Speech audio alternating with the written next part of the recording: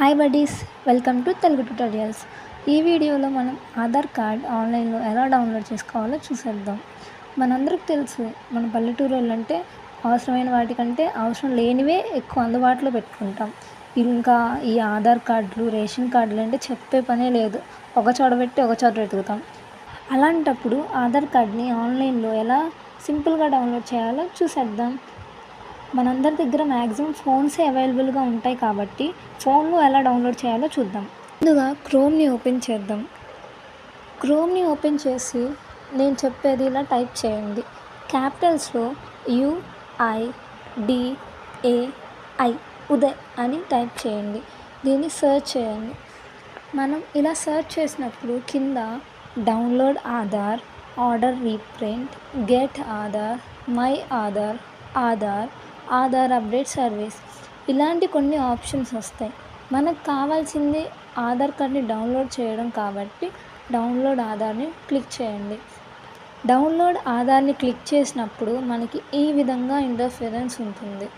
ఇందులో మనం ఆధార్ కార్డ్ని ఆధార్ నెంబర్ని యూస్ చేసి డౌన్లోడ్ చేయొచ్చు, లేదా ఎన్రోల్మెంట్ ఐడి నెంబర్ని యూస్ చేసి డౌన్లోడ్ చేయొచ్చు, లేదా వర్చువల్ ఐడి నెంబర్ని యూస్ చేసి డౌన్లోడ్ చేయొచ్చు.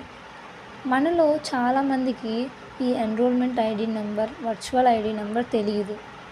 సో మన దగ్గర ఆధార్ నెంబర్ అవైలబుల్గా ఉంటుంది కాబట్టి మనం ఇప్పుడు ఆధార్ నెంబర్ని యూస్ చేసి డౌన్లోడ్ చేద్దాం. ఇక్కడ మీ ఆధార్ కార్డ్ నెంబర్ని ఎంటర్ చేయండి.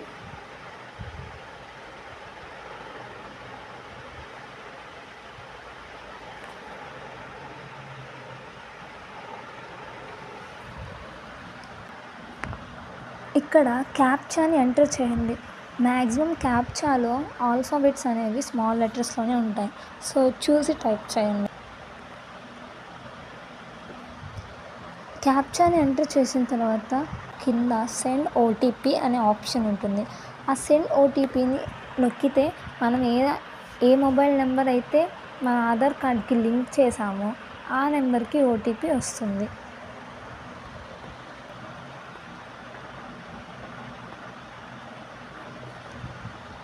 ఓటీపీ టైప్ చేసినాక కింద వెరిఫై అండ్ డౌన్లోడ్ అని ఉంటుంది. అది నొక్కితే డైరెక్ట్గా మీ ఆధార్ కార్డ్ PDF అనేది డౌన్లోడ్ అయిపోతుంది. ఇలా వస్తే మీ ఆధార్ కార్డ్ డౌన్లోడ్ అయినట్టు. పాస్వర్డ్ ఏంటో చూసే ముందు ఈ వీడియో మీకు నచ్చినట్లయితే లైక్ చేయండి, షేర్ చేయండి. ఇలాంటి మరిన్ని వీడియోల కోసం మన తెలుగు ట్యుటోరియల్స్ని సబ్స్క్రైబ్ చేయండి. Thank you.